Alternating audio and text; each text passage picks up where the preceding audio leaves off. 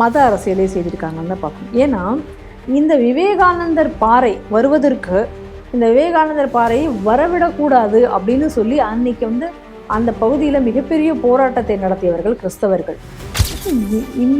அப்போ எந்தெந்த பயிற்சி கூடங்கள் இதில் இவர்களுக்கு சாதகமாக ஈடுபட்டன, அப்போ அதையெல்லாம் கண்டறிந்து எந்தெந்த ஆசிரியர்கள் இதற்காக உதவி செய்தார்கள் அவர்களும் கண்காணிக்கப்பட வேண்டும், அவர்கள் மீதும் நடவடிக்கை எடுக்கப்பட வேண்டும். மைனாரிட்டி கமிஷன் அப்படின்னு சொல்லி ஒன்று வச்சுக்கிட்டு எதை வேணாலும் அவர்கள் சாதித்து கொள்ள முடியும் அப்படிங்கக்கூடிய ஒரு சூழ்நிலையில் இன்னைக்கு பெரும்பான்மையாக இருக்கக்கூடிய மக்களின் குரலை கேட்பதற்கும் ஆள் கிடையாது. அந்த குரல் எங்கே கொண்டு ஒலிக்க வேண்டும் என்பதும் யாருக்கும் தெரியாது. அப்படித்தான் இருக்கு. அப்போ இன்னைக்கு ஒரு மோசமான ஒரு விஷயம் பாருங்க, விக்கிபீடியாவில் வரக்கூடிய விஷயங்கள் அனைத்தும் உண்மை என்று எடுத்துக்கொள்ள முடியாது. இப்போ இதுக்கு ஏற்கனவே இஸ்ரேலுக்கு இப்படி ஆதரவு தர சொன்னே கூட இங்கே எல்லாரும் பயங்கரமாக குடிச்சாங்க. மோடிக்கு எதிராக இங்கிருந்து எல்லாரும் பயங்கரமாக கிளர்ந்து எழுந்தாங்க. இப்போ யாருக்கு வேலை வாய்ப்பு கிடைச்சிருக்கு?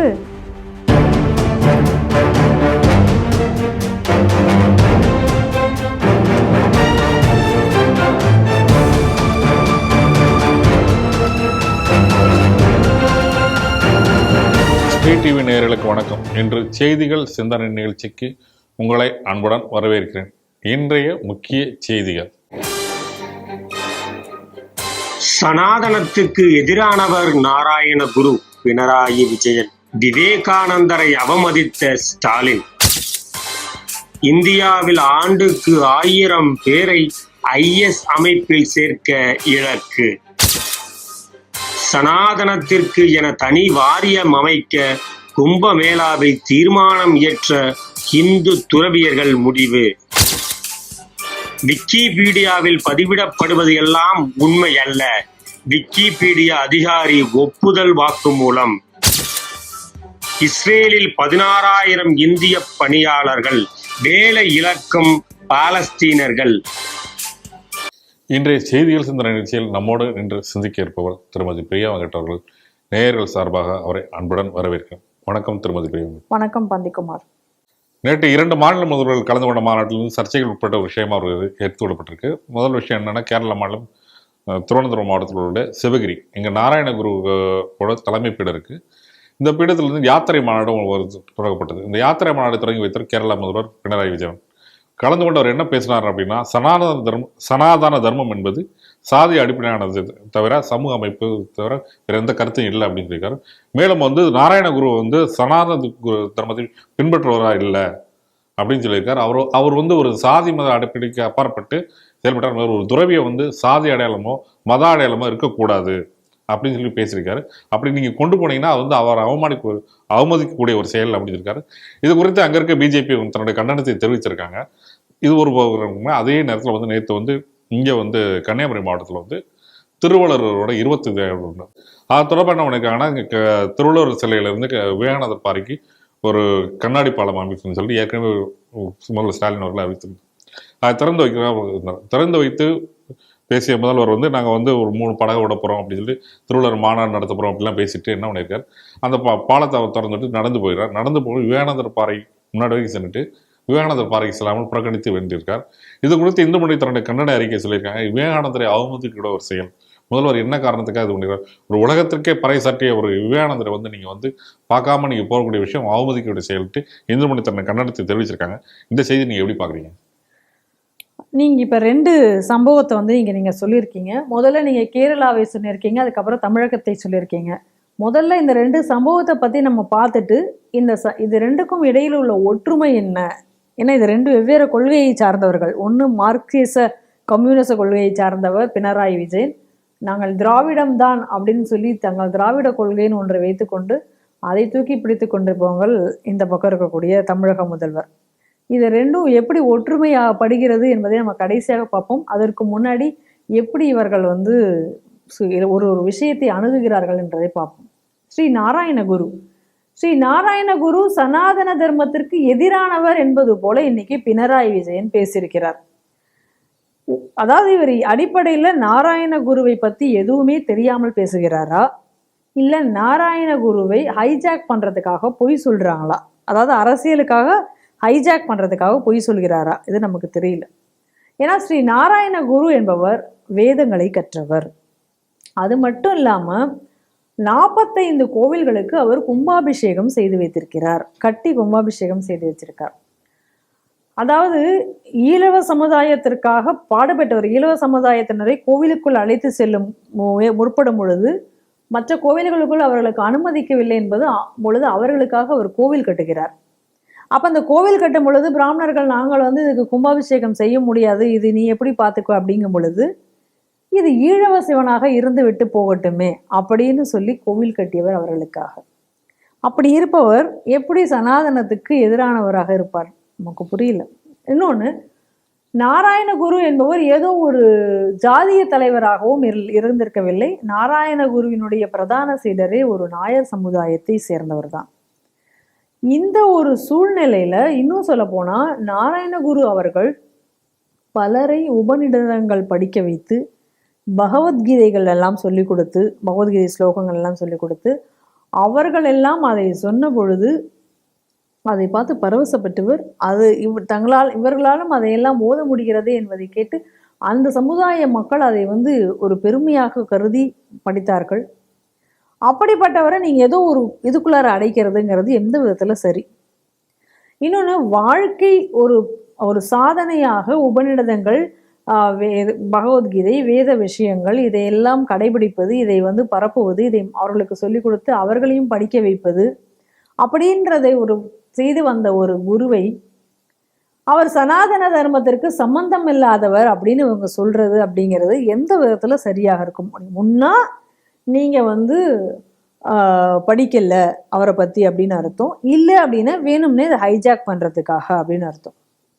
ஏன்னா இவங்க என்ன சொல்லுவாங்க, கோவில்கள் எல்லாம் மூஷ்வாக்களின் கூடாரங்கள் அப்படின்னு சொல்லுவார். இன்னும் சொல்ல போனா இதே நாராயணகுரு அவர்கள் இழந்த பல கோவில்களை அவர் மீட்டும் இருக்கிறார். இப்படிப்பட்ட ஒரு சூழ்நிலையில இவர் ஒரு சனாதனி இல்லை அப்படின்னா எப்படி அவர் இப்படி இருந்திருக்க முடியும்?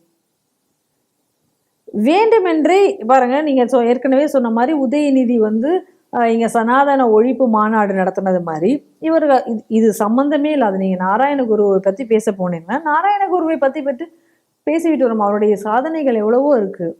அந்த ஈழவ சமுதாய மக்களுக்காக அவர் செய்து வைத்த பணிகள் ஏராளம். அதையெல்லாம் பத்தி நீங்க பேசிட்டு வந்திருக்கணும்.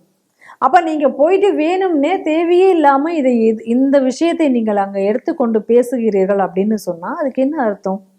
இப்ப நீங்க அரசியலுக்காக ஸ்ரீ நாராயணகுரு அவர்களே ஹைஜாக் பண்ண, ஏன்னா ஏற்கனவே விவேகானந்தரை இதே போல ஹைஜாக் பண்ணணும்னு நினைச்சாங்க, அது முடியல. அதுக்கப்புறம் ஐயா வைகுந்தரை அது ஒரு மாதிரி ஹைஜாக் பண்ணி அவர் ஹிந்து மதத்துக்கு எதிரானவர் அப்படின்னு கொண்டு போக பார்த்தாங்க, அதுவும் ஒர்க் அவுட் ஆகலை, அதுவும் பெரிய அளவில் அவங்களுக்கு சக்ஸஸ் ஆகலை. இப்போ இந்த நாராயணகுருவை இவங்க கையில் எடுத்திருக்காங்க. இதெல்லாம் ஒரு கீழ்த்தரமான ஒரு அரசியல் அப்படின்னு நம்ம சொல்லணும், அவ்வளோதான். அப்போ அதே நீங்கள் அதை அப்படியே வச்சுக்கோங்க. இன்றைக்கி அந்த கேரளா மேட்ரு அப்படியே மனசில் வச்சுக்கோங்க. இன்றைக்கி தமிழகத்தில் நடந்திருக்கிறது என்னன்னு பாருங்கள். இதெல்லாம் ஒரு மோசடி தானே. இப்போ தமிழகத்தில் என்ன நடந்திருக்கு? திருவள்ளுவர் சிலைக்கு அவர் போனாராம். ஆனால் விவேகானந்தர் அந்த கண்ணாடி பாலம் வரைக்கும் நடந்து வந்துட்டு அவர் விவேகானந்தரை பார்க்காம அவர் திரும்ப வந்துட்டாரு அப்படின்னு இப்போ இன்னைக்கு செய்தியை நம்ம பார்க்குறோம். சரி, இது போல் இதெல்லாம் வந்த உடனே இதுக்கு ஒரு விளக்கம் வேற நிறைய வந்துட்டு இருக்கு. அதை பற்றியும் நான் இதில் சொல்லணும்னு நான் நினைக்கிறேன். இப்போ திருவள்ளுவர், விவேகானந்தர், இப்போ திருவள்ளுவரை இங்கே எதுக்காக பயன்படுத்துகிறாங்க? எப்படி நாராயணகுருவை கேரளாவில் அரசியலுக்காக இன்னைக்கு பயன்படுத்தி பினராயி பேசி கொண்டிருக்கிறாரோ அதே போல தான் திருவள்ளுவரை இவங்க பயன்படுத்துகிறாங்க தான். நல்லா பாருங்க, இன்னைக்கு திருவள்ளுவரை போய் பார்க்க போனாரா விவேகானந்தர். ஆனால் ஒரு விஷயம் எனக்கு ரொம்ப என்ன அப்படின்னா, விவேகானந்தர் அப்படிங்கக்கூடியவர் அவர் சொல்லக்கூடிய விஷயம் என்ன அப்படின்னு சொன்னால், பாசிட்டிவிட்டி. நம்ம எப்பொழுதும் பாசிட்டிவிட்டியோடு நம்ம இருக்கணும். முழுமையான ஒரு பாசிட்டிவ் தாட்ஸோடு இருக்கும் பொழுது நம்ம எல்லா வெற்றிகளும் நம்மளை சேரும். அந்த மாதிரி பாசிட்டிவாக நம்ம இருக்கும் பொழுது நம்மளை எந்த ஒரு நெகட்டிவ் எனர்ஜியும் நம்மளை தாக்காது, எந்த ஒரு நெகட்டிவிட்டியும் நம்ம கிட்டக்க வராது அப்படின்னு அவர் சொல்லுவார். அதனால் பாசிட்டிவிட்டியினுடைய முழு உருவம் விவேகானந்தர். அதனால் பாலம் வரைக்கும் போயிட்டு நெகட்டிவ் எனர்ஜினுடைய மொத்த உருவத்தால் உள்ளே போக முடியல அப்படின்னு நான் நினைக்கிறேன். அதனால் அவர் விவேகானந்தர் பாறைக்கு போகாததுனால விவேகானந்தருக்கு ஒரு இழுக்கு அப்படின்னு எல்லாம் நம்ம இன்னைக்கு சொல்ல முடியாது. ஆனால் இது கண்டனத்துக்குரியதுங்கிறது ஒரு பக்கம். ஆனால் இவர் விவேகானந்தரை இழிவுபடுத்தவில்லை. அதற்கு மாறாக ஒரு சீப் அரசியலை இன்னைக்கு செய்திருக்கிறார்கள். மத அரசியலை செய்திருக்காங்கன்னு தான் பார்க்கணும். ஏன்னா இந்த விவேகானந்தர் பாறை வருவதற்கு, இந்த விவேகானந்தர் பாறையை வரவிடக்கூடாது அப்படின்னு சொல்லி அன்னைக்கு அந்த பகுதியில் மிகப்பெரிய போராட்டத்தை நடத்தியவர்கள் கிறிஸ்தவர்கள். மிகப்பெரிய போராட்டம் நடந்தது. அப்படி அந்த போராட்டத்தை எல்லாம் மீறி தான் இந்து இயக்கங்கள் அன்னைக்கு இந்த விவேகானந்தர் பாறை வர வேண்டும் என்று, இந்த போராட்டம் அப்படிங்கிறது அனைவராலும் இந்த தமிழகத்தில் உள்ள அனைவரையும் சந்தித்து ஒரு மக்களினுடைய பங்கையும் ஆதரவையும் பெற்று அந்த விவேகானந்தர் ராக்கு அங்கே வரப்பட்டது. அன்னைக்கு எம்எல்ஏக்கள் மந்திரிகள் இவங்கெல்லாம் கூட ஆதரவு தெரிவித்து இந்த விவேகானந்தர் பாறை என்பது உருவாக்கப்பட்டது. இதற்கு மிகப்பெரிய ஒரு பணியை எடுத்து அவர் செய்தவர் ஏக்நாத் ரானடே அவர்கள். அப்ப இன்னைக்கு இவர் இந்த விவேகானந்தர் பாறைக்கு நீங்க இன்னைக்கு போகல அப்படின்னு இவர் சொன்னா, அப்ப அதுக்கு என்ன காரணமா இருக்க முடியும்? இந்த போராட்டத்தினுடைய பின்னணி, விவேகானந்தர் பாறை வரக்கூடாதுன்னு போராடியவர்கள் யார் என்று நம்ம பார்க்கிறோம். அப்ப இன்னைக்கு நீங்க போகல, இன்னைக்கு நீங்களும் சரி, உங்களோட பையனும் சரி, இல்லை உங்களுடைய அமைச்சர்கள் பலரும் சரி, போற இடத்துல எல்லாம் நாங்கள் கிறிஸ்தவர்கள்னு சொல்லிக்கிறதுல நாங்கள் பெருமையும் கொள்கிறோம், அல்லையான்னு சொல்றது, அப்புறம் உங்களுக்காக செய்யத்தான் எங்களுடைய ஆட்சியை அமைஞ்சிருக்குன்னு போற இடத்துலலாம் சொல்றது, அதையும் இந்த விவேகானந்தர் பாறைக்காக நடந்த போராட்டங்களையும், இது யார் இந்த விவேகானந்தர் பாறை வரக்கூடாது என்று எதிர்த்தார்கள் அப்படிங்கிறதையும், இன்னைக்கு இவர் போகாததையும் எல்லாத்தையும் நீங்க கனெக்ட் பண்ணி பார்த்துக்கோங்க. அவர் ஏன் போகலைங்கிறதுக்கான விடை நமக்கு கிடைச்சிரும். சரி, திருவள்ளுவர் சிலைக்கு போனாரு. சரி, திருவள்ளுவர் சிலைக்கு போனார். ஆனா அந்த திருவள்ளுவர் சிலையில போய் நீங்க மாலை போட்டீங்களே, உங்களுக்கு திருவள்ளுவர் சிலையில மாலை போட்ட பொழுது ஏதாவது மாலை போட்டாரு, அங்க ஏதோ அறிவிச்சாரு, பேசினாருன்னெலாம் சொல்றாங்க. நீங்க நியாயமா திருவள்ளுவரனுடைய கொள்கைகளை ஏற்று திருவள்ளுவரனுடைய வழியில உங்களுடைய ஆட்சியை நீங்க நடத்துவதாக இருந்தால் நீங்க என்ன அனௌன்ஸ் பண்ணியிருக்கணும்? அந்த இடத்துல திருவள்ளுவர் கல்லுண்ணாமை அதிகாரத்தை சொல்லியிருக்கிறார். கல், மது இதெல்லாம் விளக்கப்பட வேண்டும் என்று அவர் சொல்லியிருக்கிறார் குறளில். அப்போ நீங்கள் என்ன பண்ணியிருக்கணும்? ஏற்கனவே நீதிமன்றம் வேறு இவங்களை இன்சிஸ்ட் பண்ணிகிட்டே இருக்கு. அப்போ நீங்கள் டாஸ்மாகினுடைய நேரத்தை இல்லை கடைகளை படிப்படியாக நான் குறைக்கி போகிறேன், இன்று முதல் இது அமலிற்கு வரும் சொல்லாமே சொன்னீங்கன்னா நீங்கள் திருவள்ளுவரோட கொள்கையை ஏற்று நீங்கள் ஆட்சி புரிகிறீர்கள், ஏற்றுக்கொள்ளலாம்.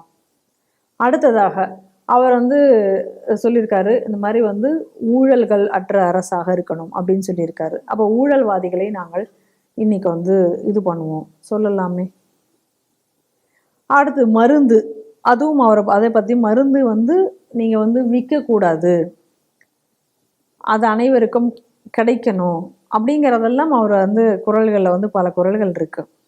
அப்போ நீங்கள் மருந்தை பற்றி நீங்கள் இருக்கும் பொழுது அதில் இன்னைக்கு நடக்கக்கூடிய ஊழல்களை எல்லாம் தடுப்போம் அப்படின்னு சொல்லியிருக்கலாம். அந்த மாதிரி ஏதாவது திருவள்ளுவரனுடைய கருத்தியல் அடிப்படையில், அவர் சொன்ன கருத்துக்களின் அடிப்படையில் நீங்கள் ஏதாவது சில விஷயங்களை இன்னைக்கு நீங்கள் அனௌன்ஸ் பண்ணியிருந்தீங்க அப்படின்னா, ஏன்னா இன்னைக்கு நாட்டையே உலுக்கி கொண்டிருக்கக்கூடிய விஷயம் இன்னைக்கு தமிழகத்திலேயே இருக்கிறது இந்த மது, டாஸ்மாக்.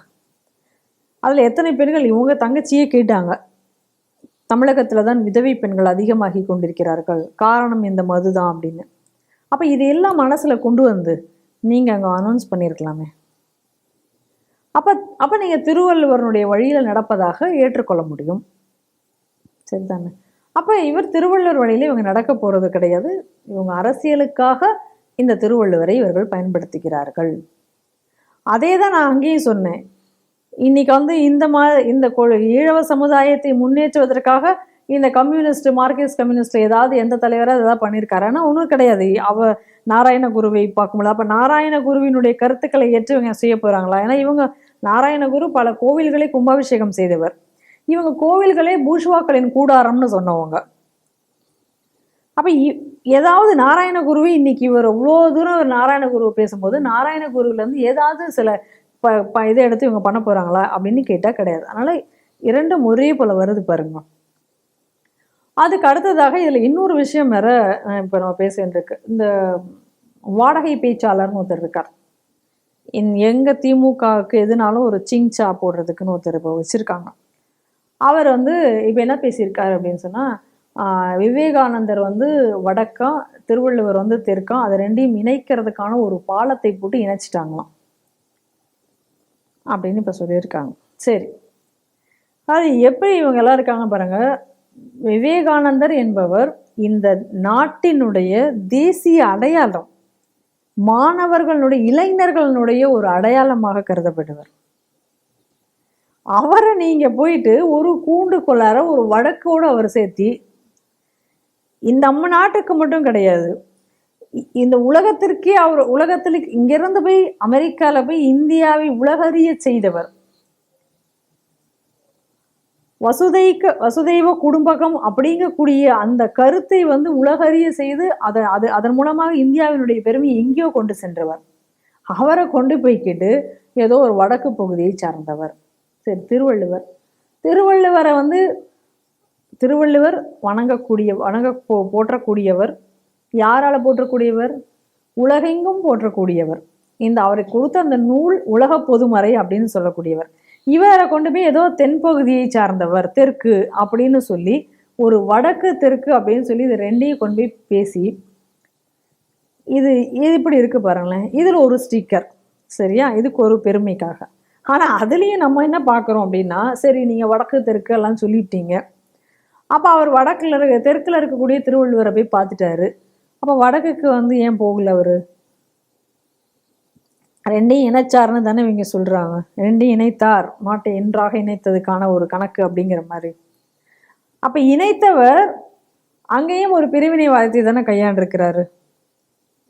அப்பயும் அவர் அங்க போகலையே. அப்ப போகாம இங்க தெற்கோட இப்படி திரும்பி வந்தாருன்னா அப்ப அந்த வடக்கு பிடிக்காம திரும்பி வந்தாருன்னு எடுத்துக்கலாமா இவருடைய கருத்தின் அடிப்படையில்? அப்ப பிரிவினைவாதத்தை, இங்கேயும் ஒரு பிரிவினைவாதத்தை ஏற்படுத்தியவர் ஸ்டாலின் அப்படின்னு சொல்லி, இது இப்படிப்பட்ட ஒரு விஷயம், ஆனால் நீங்கள் இங்கேயும் போய் ஒரு பிரிவினைவாதத்தை ஏற்படுத்திட்டீங்க அப்படின்னு சொல்லி இப்போ இந்த வாடகை பேச்சாளர் இப்போ அவர் முதல்வரை பார்த்து கேட்பாரா. இன்னொரு விஷயம் இதில் முக்கியமாக நம்ம பார்க்க வேண்டியிருக்கு.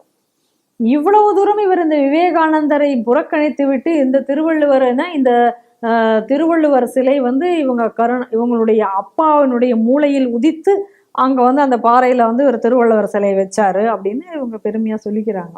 ஆனால் அந்த விவேகானந்தருக்கான அந்த நினைவு மண்டபம் அமைக்கும் பொழுது தேர்ந்தெடுக்கப்பட்ட அந்த பாறை பொழுது அதற்கு அருகில் இருந்த இன்னொரு பாறையில் அப்பவே என்ன முடிவானது அப்படின்னு சொன்னால், அமர்ந்த நிலையில் இருக்கக்கூடிய திருவள்ளுவரை அமைக்க வேண்டும் என்ற கோரிக்கையை அன்றே ஏக்நாத் ரானடே அவர்கள் வைத்தார். இந்த ஏக்நாத் ரானடே RSS அமைப்பினுடைய மாநில செயலாளராகவும் இருந்தவர்.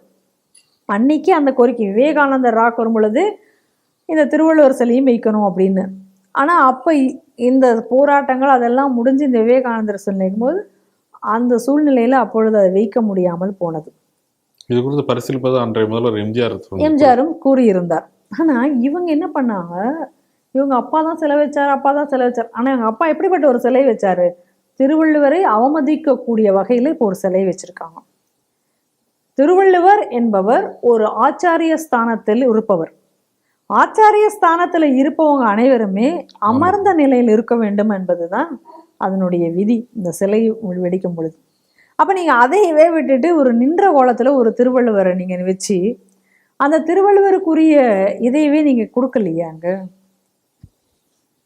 அதுதான் நடந்திருக்கு. இப்போ அங்கே சிற்ப சாஸ்திர விதியும் மீறிதான் இருக்குங்க. அடுத்ததா இதில் இன்னொரு முக்கியமான விஷயம் பார்க்கணும். இப்போ இதில் அந்த அனௌன்ஸ்மெண்ட் பண்ணியிருக்காராம், 3 படகுகள் அங்கே விடப்படும்னு அனௌன்ஸ் பண்ணியிருக்காராம். அந்த 3 படகுகள்ல என்ன சொல்லியிருக்காரு? ஒன்று வந்து காமராஜரா, அந்த படகுக்கு பேர். இன்னொரு படகுக்கு பேர் நேசமணியா, இன்னொரு படகுக்கு GU போப்பான். சரி, நீங்கள் காமராஜர் அவரை வந்து நீங்கள் அரசியலுக்காக அவர் பேரை நீங்கள் வச்சுட்டீங்க காமராஜர்னு. ஏன்னா அவர் வந்து அந்த ஊரினுடைய MP-யாக இருந்தார். அந்த ஊரில் இருந்து வந்தவர். அவர் ஒரு மிகப்பெரிய கட்சியில் இருந்தார், எல்லாம் ரைட்டு. ஆனால் நீங்கள் ஆரம்பத்தில் இதே காமராஜரை தோற்கடிச்சு இந்த காமராஜருக்கு என்னெல்லாம் எதிராக பண்ணீங்க, காங்கிரஸ்காரங்களோட சேர்ந்துட்டு, அதாவது இந்திரா காங்கிரஸோடு சேர்ந்து என்னெல்லாம் பண்ணீங்கிறது வரலாறு இருக்குது. ஆனால் இன்றைய தேவை உங்களுக்கு காமராஜர், அதனால் நீங்கள் காமராஜர் பேர் ஒரு படகுக்கு வச்சிங்க. அதையாவது நம்ம ஏதோ சரி போன்னு விட்டுடலாம். ஆனால் அதுக்கு அடுத்ததாக 2 பேர் இருக்க பாருங்க. GU Pope. GU போப்புக்கும் விவேகானந்தருக்கும் திருவள்ளுவருக்கும் என்னங்க சம்பந்தங்க? ஏதாவது ஒரு சம்பந்தம் சொல்லுங்களேன். என்ன சம்பந்தம் இருக்கு?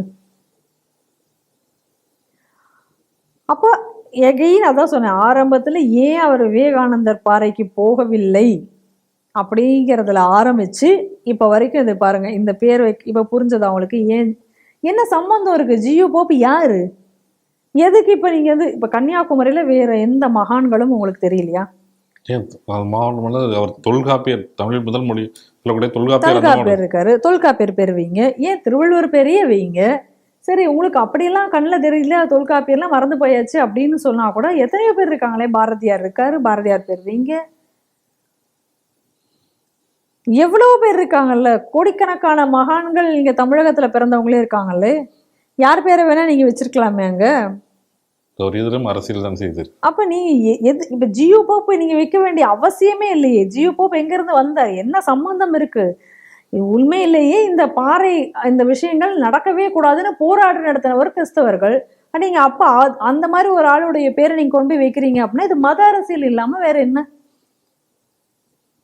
அப்ப இன்னைக்கு வந்து இந்த அரசாங்கம் என்பது இவர் தான் இந்த அரசாங்கத்தை நடத்திட்டு இருக்காரா, இல்ல இவர் பேர்ல பின்னாடி இருந்து இந்த கிறிஸ்தவர்கள் இயக்கி கொண்டிருக்கிறார்களா?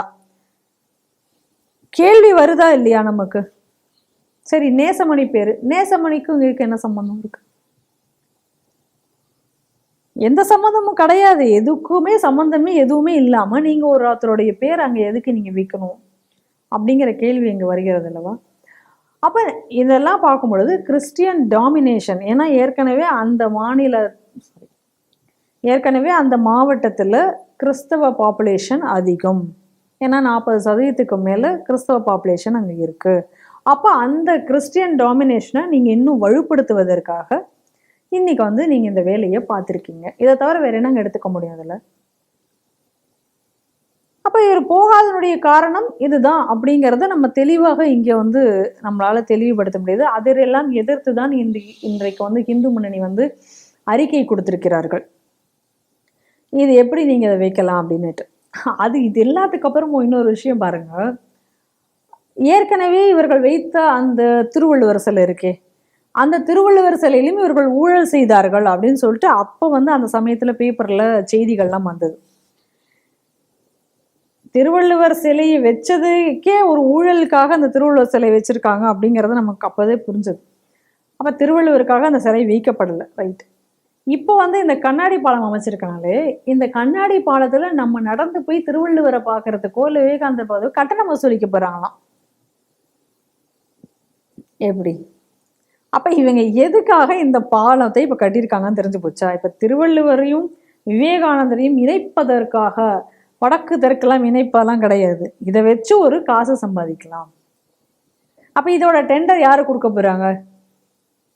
இதுல பின்னாடி என்னெல்லாம் வரப்போகுது? முதல்ல இந்த பாலத்தை கட்டினதுலேயே இன்னும் எவ்வளவு ஊழல் நடந்தது தெரியாது. அதெல்லாம் பின்னாடி வரும் கதை. அப்ப எதுக்காக இன்னைக்கு இந்த திருவள்ளுவர், அப்ப இவர்களுடைய ஒரு அரசியலுக்காக, இவங்களுக்குரிய ஒரு இது மூலமாக சில பணம் சம்பாதிப்பதற்காக இன்னைக்கு இந்த பாலம் கட்டப்பட்டிருக்கே தவிர இதுல வேற ஒன்றும் இல்லை. இதுல ஏற்கனவே ப்ரொபோஸ் பண்ணவர் வந்து ஏக்நாத் ரானடே திருவள்ளுவர் சிலை வரணும்னு, அதுலேயும் இவங்களுடைய பங்கு ஒன்றும் கிடையாது. அதுலேயும் இவங்களுடைய ஸ்டிக்கர் தான் அதில் மிஞ்சிருக்கு. அப்போ இப்போ நம்ம ஒரு கன்க்ளூஷனுக்கு வருவோம். நான் ஆரம்பத்தில் பேசினேன், கேரள முதல்வர் மார்க்சிஸ்ட் கம்யூனிஸ்ட். அப்போ அந்த மார்க்சிச கொள்கைகள் அதனுடைய இது எப்படி இருக்கு, இப்போ நீங்கள் நல்லா பாருங்கள், இந்த திராவிடம்னு சொல்லக்கூடிய இந்த கொள்கை எப்படி இருக்கு அப்படின்ட்டு. அப்போ இந்த 2 கொள்கைகளுமே நாட்டுக்கு உதவாது. இது ரெண்டுமே வந்து முரண்பட்ட கொள்கைகளே தானே தவிர இதனால மக்களுக்கு எந்த நலனும் இருக்காது. இது ரெண்டுமே மோசடிகளுக்கு தான் வழிவகுக்கும் அப்படிங்கிறது எவ்வளோ தெளிவாக இருக்குது அப்படிங்கிறத நம்ம புரிஞ்சுக்கணும். அதனால தான் இவங்க 2 பேருமே கூட்டணி வச்சுருக்காங்க. ஏன்னா இவர் இங்கேருந்து போய் பேசினார், ஞாபகம் இருக்கா? நம்ம தூமு போய் அங்கே பேசினார், அங்கே போய் அங்கே மாநாட்டிலலாம் பேசினார். அதனால தான் இவங்களை வந்து கேரளா மாடல்னு இவங்களை தூக்கி பிடிக்கிறது இதெல்லாம் நம்ம பார்த்துருக்கோம். இந்த 2 கொள்கைகளுமே நாட்டிற்கு உதவாத கொள்கைகள் அப்படிங்கிறது இந்த 2 சம்பவத்திலிருந்து நம்ம தெளிவாக தெரிவிக்கும். நாட்டிற்கு உதவாத மட்டும் இல்லை, மோசடி கொள்கைகள் என்பதும் இதன் மூலமாக தெளிவாக தெரிகிறது. இந்தியாவில் வந்து கிட்டத்தட்ட ஒரு 1000 பேர் ஆண்டுதோறும் வந்து ஐஎஸ்க்காக நான் வந்து அனுப்பணும்னு சொல்லிட்டு ஒரு ஒரு குழு அமைச்சு செயல்பட்டு வந்திருந்தது. என்ஐஏயோட புலன் விசாரணையில் கண்டுபிடிக்கப்பட்டது. எப்படி கண்டுபிடிச்சாங்கன்னு பார்த்தீங்கன்னா, கோவை கார் குண்டுவெடிப்பு. இந்த கோவை கார் குண்டுவெடிப்பில் வந்து நீங்கள் வந்து ஜமேஷா மொபின் தான் நம்ம வந்து எல்லாரும் பண்ணோம். அவன் வந்து தற்கொலை படைத்த இது தொடர்பாக வந்து அவனோட சேர்ந்த கூட்டாளிகள் ஒரு 18 பேர் கைது செய்யப்படுகிறார்கள். இந்த 18 பேர் கைது செய்யப்படும். இந்த 18 பேரும் இந்த தேசிய புலனாய்வு முகமை, அதாவது என்ஐஏ வந்து இது வந்து விசாரிக்கப்படும் போது தான் பல்வேறு விதமான தகவல் நமக்கு கிடைக்கப்பட்டது. என்னன்னு பார்த்தீங்கன்னா, அதில் இருக்கக்கூடிய ஒரு நபர் வந்து அபு ஹாசிம் அலின்னு சொல்லிட்டு ஒருத்தர் இருக்காரு. அவரை விசாரிக்கப்படுறாங்க. அவர் விசாரிக்கப்படும் போது அவன் அதிர்ச்சிகரமாக பல்வேறு விஷயங்கள் சொல்கிறான். இந்த இந்த விஷயங்களுக்காவது இந்த குண்டுவெடிப்பு பின்னாடி மூளையாக செயல்பட்டது யார், எப்படி செயல்படுறோம், இந்த விஷயத்தையெல்லாம் அவர் சொல்கிறார். என்ன காரணம், யார் அந்த ஆள்னு பார்த்தீங்கன்னா 2019 இலங்கையில் ஈஸ்டர் அன்னைக்கு குண்டு வெடிக்குது. அந்த குண்டுவெடிப்புக்கு மூளையாக செயல்பட்டது வந்து சஹரான் ஹாசிம்ன்றவர். அவர் தலைமையில் தான் நாங்கள் வந்து இயங்குறோம் அப்படின்னு சொல்லிட்டு சொல்லியிருக்காரு. இவர் எங்களுக்கு வந்து பல்வேறு இடங்களில் வந்து எங்களுக்கு பயிற்சி சொல்லியிருக்கார். உதாரணத்துக்கு வந்து சென்னை மண்ணடியில் ஒரு இடத்துலையும், கோயம்புத்தூர்லையும் ஒரு இடத்துலையும் எங்களுக்கு ஆயுத பயிற்சிகள் கொடுத்தார். ரெண்டாவது வந்து ஈரோடு சத்தியமங்கலம் காட்டிலையும் எங்களுக்கு வந்து ஆயுத பயிற்சி, வெடிகுண்டி தயாரித்தல், இந்த மாதிரி விஷயங்கள்லாம் எங்களுக்கு வந்து இந்த சஹரான் ஹாசிம் தான் எங்களுக்கு சொல்கிறார். அவர் சொல்லக்கூடிய சில சங்கேத வார்த்தைகள் மொழிகள் எப்படி இது நம்ம தொடர்பு கொள்ளணும், இதை தான் நாங்கள் வந்து அவருக்கு பயிற்சி பெற்றுருக்கோம். இதுக்கு வந்து இதை பயிற்சி பெறுவதற்காக நாங்கள் வந்து கேரளா, தமிழகத்தை பல்வேறு பகுதியில் இருக்கக்கூடிய உடற்பயிற்சி கூடங்கள், அரபிக் கல்லூரிகள், இந்த கல்லூரியெல்லாம் வந்து நாங்கள் வந்து இது வந்து பயிற்சி களமாக நாங்கள் பயன்படுத்தணும் அப்படின்னு சொல்லி வாக்குமூலம் தொடர்ந்து கொடுத்துட்ருக்காரு. தொடர்ந்து கொடுத்து வரும்போது இன்னொரு விஷயத்த சொல்கிறார். வந்து ஒரு அதிர்ச்சியாக சொன்னால், எங்களோட இலக்கம் வந்து ஆண்டுக்கு ஒரு 1000 பேர் வந்து ஐஎஸ்க்கு அனுப்பணும் அப்படின்னு சொல்லிட்டு நாங்கள் பல்வேறு நபர்களை வந்து மூளை சிலை செய்வோம். அப்படி மூளை செயல் செய்த நபர்கள் சில பேர் வந்து வேறு வேறு அமைப்புக்கு சென்றிருப்பாங்க. அவர்களையும் நாங்கள் எங்களுடைய எதிரி பட்டியலில் சேர்த்திருக்கோம் அப்படின்னு சொல்லிட்டு ஒரு மிகப்பெரிய ஒரு வாக்குமூலம் கொடுத்துருக்காரு. இந்த செய்தியை நீங்கள் எப்படி பார்க்குறீங்க? இது போன்ற விஷயங்கள் தமிழகத்தில் நடந்து வருகின்றன என்பதை தான் நாம் தொடர்ந்து சொல்லி கொண்டு வருகிறோம். இந்த ஜஹ்ரான் ஹாஷ்மி விஷயம் வந்த பொழுது, ஜஹ்ரான் ஹாஷ்மி ஸ்ரீலங்காவில் உள்ள ஈஸ்டர் பாம் குண்டுவெடிப்பில் சம்பந்தப்பட்டிருந்தாலும் கூட அவருக்கான தொடர்பு தமிழகத்தில் இருக்கிறது என்று அப்பொழுதே கூட நம்ம வந்து உளவுத்துறையால் சொல்லப்பட்டது. இந்த விஷயங்களை பற்றி நாம் ஏற்கனவே ஸ்ரீ டிவியில் பேசியிருந்தோம். எப்படி ஸ்ரீலங்காவுக்கும் தமிழகத்திற்கும் இடையில இந்த நெட்வொர்க் இன்று பலப்பட்டு கொண்டு வருகிறது என்பதை குறித்து. இன்னைக்கு என்ன சொல்லியிருக்கா, ஜஹ்ரான் ஹாஷ்மி அப்படிங்கிறவர், ஜஹ்ரான் ஹாஷ்மிக்கு கீழே தான் ஜமேஷா மொபின் இருந்தாரு, ஜமேஷா மொபினோட நாங்கள் எல்லாரும் இருந்தோம் அப்படின்னு இன்னைக்கு இந்த பயங்கரவாத கூட்டத்தை சேர்ந்த இந்த குழுவினர் இன்னைக்கு சொல்லியிருக்காங்க. அப்ப சொல்லும் பொழுது அவங்க சொல்லியிருக்கிறது என்ன அப்படின்னா, ஆண்டுதோறும் 1000 பேரை நாங்கள் வந்து ISISக்கு நாங்கள் அனுப்ப போகிறோம். இது அவங்களோட அனுப்புவதற்கான முயற்சி. அதற்கான இலக்கு நாங்கள் வைத்து வேலை செய்தோம். அந்த இலக்குல வந்து நாங்கள் வந்து ரொம்ப தீவிரமாக வேலை செய்தோம். இது அவங்க கொடுத்திருக்கக்கூடிய வாக்குமூலம். அப்போ அவங்க தீவிரமாக வேலை செய்தோம் அப்படின்னா எத்தனை பேரை இன்னைக்கு உருவாக்கி இருக்கிறார்கள்? இன்னொன்று சொல்லப்போனா, இவங்க உருவாக்கக்கூடிய ஒரு ஆண்டுதோறும் 1000 பேர்னா நீங்க யோசிச்சு பாருங்க எவ்வளோ ஆச்சுன்ட்டு. அப்ப இவ்வளோ 1000 பேரையும் இவங்க வந்து சிரியாவுக்கு அனுப்ப போவதில்லை. அப்ப எத்தனை பேர் இங்க லோக்கல்ல இருக்க போறாங்க, இங்க தங்கி இந்த பயங்கரவாத செயலில் ஈடுபட போறாங்க? அப்ப இது எவ்வளோ ஒரு ஆபத்தான சூழ்நிலை இன்னைக்கு தமிழகத்திலும் சரி.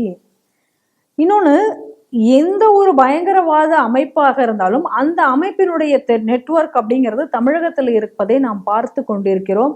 அதை நாங்கள் ஒரு தடவையும் நம்ம ஸ்ரீ டிவியில் நம்ம சொல்லிட்டு இருக்கோம். அது எந்த அமைப்பாக இருந்தாலும் அதனுடைய நெட்வொர்க்கு, அதனுடைய ஒரு கிளை, அதனுடைய ஒரு ஆளாவது இங்கேயோ ஒரு பக்கத்தில் இருக்கிறதை நாம் பார்க்கிறோம். இன்னைக்கு அதே தான் நடந்திருக்கு. ஏற்கனவே PFI, அதாவது தடை செய்யப்பட்ட பாப்புலர் ஃப்ரண்ட் ஆஃப் இந்தியா அமைப்பு, அப்போ அந்த அமைப்பும் கூட இதே போன்றதான் பயிற்சி கூடங்களை நடத்தினார்கள். ராமநாதபுரம், பெரியப்பட்டினத்தில் நடத்தினாங்க. ஒரு தடவை இல்லை 2 தடவை இந்த மாதிரி கேம்ப் நடத்தினாங்க. இதே தான் நம்ம பார்த்தோம். அப்போ அந்த கேம்ப்ல கூட வெளி மாநிலங்களை சேர்ந்தவர்கள் வந்து பயின்றார்கள். ஆனால் அது என்ன சொன்னாங்க, அப்போ இது வந்து நாங்கள் வந்து ஒரு உடற்பயிற்சிகளை தான் மேற்கொண்டோம், மார்ஷியல் ஆர்ட்ஸ் தான் நாங்கள் கற்றுக்கொண்டோம் அப்படின்னு சொல்லி அந்த வழக்கை மூடினார்கள். இப்போ அந்த சமயத்தில் வந்து அங்கே காவல்துறையினர் வந்து கைது செய்ய வரும் பொழுது அங்கே துருக்கர்கள் ஒரு கூட்டமாக கூடி அந்த இதை முற்றுகையிட்டதுனால இந்த பெரிய அளவில் எதுவும் வழக்கு போடாமல் அதுக்கப்புறம் அது என்ன ஏதுன்னு தெரியாது, அப்படியே அது மூடப்பட்டது அப்படிங்கிறத நம்ம பார்க்குறோம். இன்னைக்கு ஜமேஷா மொபினுடைய ஆட்கள் சொல்லியிருக்கக்கூடிய வாக்குமூலம் என்ன, நாங்கள் உடற்பயிற்சி கூடங்கள்ல தான் போய் நாங்கள் ஆயுத பயிற்சி பெற்றோம். இதே தகவல் தான் PFI தடை செய்யப்பட்ட அந்த அமைப்பு அதனுடைய ஆட்களை எல்லாம் பிடிச்சு இதே போல் வந்து சார்ஜ் ஷீட் போடும் பொழுது இதே போன்ற விஷயங்களை எல்லாம் அன்னைக்கு ஏன் இதை தடை செய்கிறோம் அப்படிங்கிற சொல்லக்கூடிய விளக்கம் வரும்போது அந்த விளக்கத்தில் இதே விஷயங்கள் எல்லாம் வந்தது. அதே போல் இதே பிஎஃப்ஐ அமைப்பு ஐஎஸ்ஐஎஸ்க்கு ஆட்களை அனுப்புகிறது அப்படின்னு சொல்லிட்டு நாம சொல்ல தௌஹீத் அமைப்புகள் போஸ்டர் ஓட்டின. அப்போ தௌஹீத் ஜமாத் போஸ்டர் ஓட்டியது, தமிழ்நாடு தௌஹீத் ஜமாத் போஸ்டர் ஓட்டியது. ஆனால் இன்னொரு விஷயம், எந்த தௌஹீத் ஜமாத் அமைப்புகள்லாம் இந்த மாதிரி போஸ்டர் ஓட்டித்தோ பிஎஃப்ஐக்கு எதிராக, இந்த ஜக்ரான் ஹாஸ்மிக்கு இதே தௌஹீத் அமைப்புகளோட தொடர்பு இருக்கு அப்படிங்கக்கூடிய செய்தியும் அந்த சமயத்தில் வந்ததை பார்க்கிறோம். அப்போ ஒரு அமைப்பை நீங்கள் தடை செய்யும் பொழுது அந்த அமைப்பு இன்னொரு அமைப்பு எப்படி உருவெடுக்குதுன்னு பாருங்க. இங்கேருந்து அங்கே ஊடுருவது, அங்கேருந்து இப்போ ஹெச்யூடி, இப்போ ஹெச்யூடியை பற்றி நம்ம தான் அதிகம், அதாவது ஹிஜ்புத் தஹீர், அதை பற்றி நம்ம ஸ்ட்ரீட் டிவியில் அதிக அளவில் அந்த பிரச்சனை வந்ததுலேருந்து ஆரம்பத்துலேருந்து நம்ம அதை பற்றி எக்ஸ்போஸ் பண்ணிட்டு இருக்கோம். அப்படி அதெல்லாம் எக்ஸ்போஸ் பண்ணவர்களை இப்போ இன்னைக்கு அந்த அமைப்பை தடை செய்திருக்கிறார்கள். அது எவ்வளோ ஆபத்தான அமைப்பு அப்படின்னு சொல்லிட்டு. அப்போ அந்த அமைப்பு பிஎஃப்ஐ அமைப்பு இது ஒரு தனி ஒரு குரூப், லோன் அட்டாக் அந்த மாதிரி ஒரு குரூப்பு. எவ்வளவு அமைப்புகள் இது நீங்கள் இது தடை செஞ்சீங்கன்னா அடுத்த அமைப்புக்கு போயிடுவாங்க. இப்போ இன்னைக்கு பிஎஃப்ஐ தடை செய்யப்பட்டிருக்கிறது, ஆனால் பிஎஃப்ஐ தடை செய்யப்பட்டிருக்கிறது. ஆனால் இந்த பிஎஃப்ஐ தடை செய்யப்பட்ட பொழுது நடந்த பல வன்முறை சம்பவங்களில் ஈடுபட்டவங்களுடைய அந்த குற்றவாளிகள் யார் அப்படிங்கக்கூடிய போலீஸினுடைய பேர் லிஸ்ட்டில் இருக்கிறது எஸ்டிபிஐ அமைப்பு. அப்போ பிஎஃப்ஐ அமைப்புக்கு எஸ்டிபிஐ அமைப்புக்கும் என்ன தொடர்பு? அப்போ பிஎஃப்ஐயில் இருக்கிறவங்களே இப்போ எஸ்டிபிஐக்கு போய்விட்டார்களா? அதை யார் விசாரிப்பார்கள்? கேள்வி வருது இல்லை?